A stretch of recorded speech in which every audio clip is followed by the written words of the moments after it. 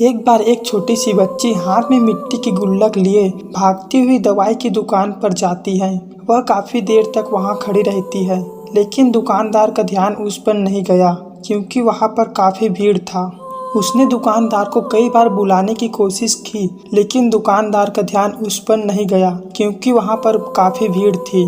फिर इस बच्ची को गुस्सा आया और अपने मिट्टी की गुल्लक को वहीं उठाकर जोर से पटक दिया। इसके बाद दुकानदार और वहां पर सभी खड़े लोग उसी बच्ची को देखने लगे। दुकानदार ने उस बच्ची से पूछा कि बेटा आपको क्या चाहिए? तो वह बच्ची बड़े भोलेपन से बोली, मुझे एक चमत्कार चाहिए। यह सुनकर दुकानदार को कुछ समझ में नहीं आया और ना ही वहां पर खड़े लोगों को समझ में आया। सभी उसकी तरफ देखने लगे। फिर दुकानदार ने उससे कहा, बेटे यहाँ पर तो चमत्कार नहीं मिलता। तो बच्ची को लगा कि वह उससे झूठ बोल रही है। उस बच्ची ने कहा कि मेरे गुल्लक में बहुत सारे पैसे हैं, बताओ आपको कितने पैसे चाहिए? मैं आज यहाँ से चमत्कार लेकर ही जाऊंगी। तभी काउंटर पर खड़े एक आदमी ने उससे पूछा कि बेटी क्यों चाहिए तुमको चमत्कार? तब उस बच्ची ने अपनी कहानी बताई। अभी कुछ दिन पहले मेरे भाई के सर में बहुत तेज दर्द हुआ। मेरे पापा मम्मी उसको हॉस्पिटल ले गए। उसके बाद कई दिन तक मेरा भाई घर नहीं आया। मैंने बहुत बार अपने पापा से पूछा, लेकिन उन्होंने मुझे कुछ नहीं बताया।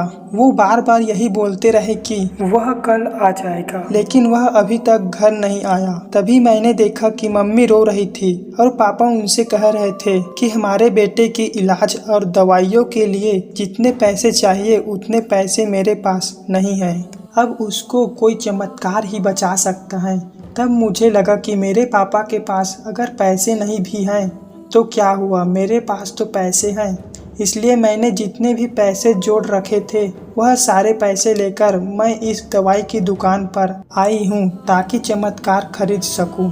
फिर उस आदमी ने उस बच्ची से पूछा कि कितने पैसे हैं तुम्हारे पास? यह सुनते ही बच्ची ने गुल्लक उठाई और जमीन पर पटक कर उसे फोड़ दिया और पैसे गिनने लग गई। वहां पर खड़े सभी लोग उसे देख रहे थे। थोड़ी देर बाद उसने सारे पैसे इकट्ठे किए और बोली, मेरे पास पूरे 19 रुपए हैं। वो जो आदमी वहां पर खड़ा था वह थोड़ा सा मुस्कुराया और बोला कि अरे तुम्हारे पास तो पूरे पैसे हैं, इतने का तो आता है चमत्कार। यह सुनकर वह बच्ची बहुत खुश हो गई और बोली, चलो मैं आपको अपने पापा से मिलवाती हूँ। बाद में पता लगा कि वह आदमी कोई आम आदमी नहीं था, बल्कि एक बहुत बड़ा न्यूरो सर्जन था और उसने सिर्फ 19 रुपए में उसके भाई की सर्जरी कर दी। उसका भाई कुछ दिन बाद ठीक होकर घर वापस आ गया। फिर कुछ दिन बाद वह बच्ची, उसका भाई और उसके मम्मी पापा चारों एक साथ बैठे हुए थे और बात कर रहे थे। तभी उसकी मम्मी ने उसके पापा से पूछा कि अब तो बता दो यह चमत्कार आपने किया कैसे? तब उन्होंने अपनी बेटी की तरफ देखकर कहा, चमत्कार मैंने नहीं किया, इसने किया था। तो दोस्तों यहाँ पर एक बहुत बड़ी सबक है जो हम उस छोटी सी बच्ची से सीख सकते हैं।